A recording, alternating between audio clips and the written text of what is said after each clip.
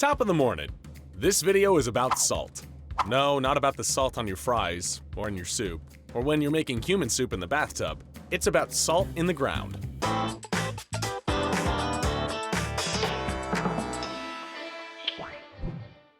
Okay guys, imagine you've got a garden, and you've planted some kick-ass plants in it. Now, your soil is becoming salinized. This means that salts accumulate in the upper part of your garden soil.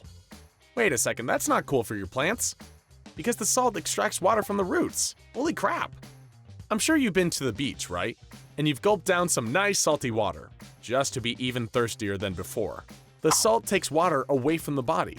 It does exactly the same to the roots of plants. Okay, so salt draws water away from plants. That's why you don't want your garden soil to salinize. Now, the question is, why do soils become salinized? Or, put differently, why does salt accumulate in the topsoil of some soils? First of all, there's one important thing to consider, and that's that salts dissolve in water.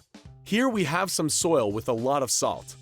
If rain falls down on it, a lot of water seeps away. The seepage water then absorbs salts. The salts then flow into deeper soil layers and into the groundwater.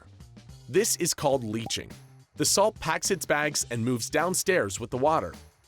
Okay, so rain washes the salt downwards. But there's also a phenomenon working in the opposite direction. Evaporation. Under very warm conditions, plants and soil give off a lot of moisture to the atmosphere. This causes water to rise through the pores in the soil. It is sucked upwards by the sun, so to say. This is due to the so-called capillary action. If you feel like it, you can take a closer look at that phenomenon as well. But don't worry, we won't force you to. The rising water takes with it salts from the groundwater and the lower layers of soil. This salt then accumulates in the topsoil, where the roots of the plants are, and that's pretty annoying. Okay, anyways, if it's not raining all the time in our garden, sometimes the water moves down and sometimes it moves up. In other words, sometimes there's more precipitation and sometimes there's more evaporation. It's very important to look at the situation throughout the year, which is what we call the water or hydrological balance. The water balance can be positive or negative. Okay, so what's a positive water balance? The total amount of precipitation is higher than the quantity that evaporates. In total, there's more sinking water than rising water. If the water balance is positive, the salt moves from the top to the bottom. On the other hand, we can also have a negative water balance. Taken over the entire year, more water evaporates than is replenished through precipitation. In other words, the salt rises up into the topsoil to accumulate there. With positive water balance, we have desalinization of the upper soil layer. Conversely, a negative water balance leads to salinization. So, salinization is a problem in those areas where more water evaporates than is added by rain.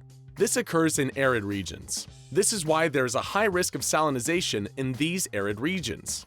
Imagine that you have a nice little garden which just happened to be located in such an arid area, and your topsoil is salinized. What measures can you take to desalinize the soil again? To start, you can water your garden. In other words, an artificial increase in precipitation. If you manage to achieve a positive water balance, you can desalinize your soil over time. But it is very important that the water seeps away properly into the soil. If water accumulates, it is prone to evaporate again. This will increase the degree of salinization instead of counteracting it. More water evaporates, and a larger amount of water rises from lower soil layers.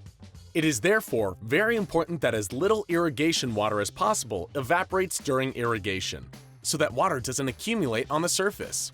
The water should seep away easily.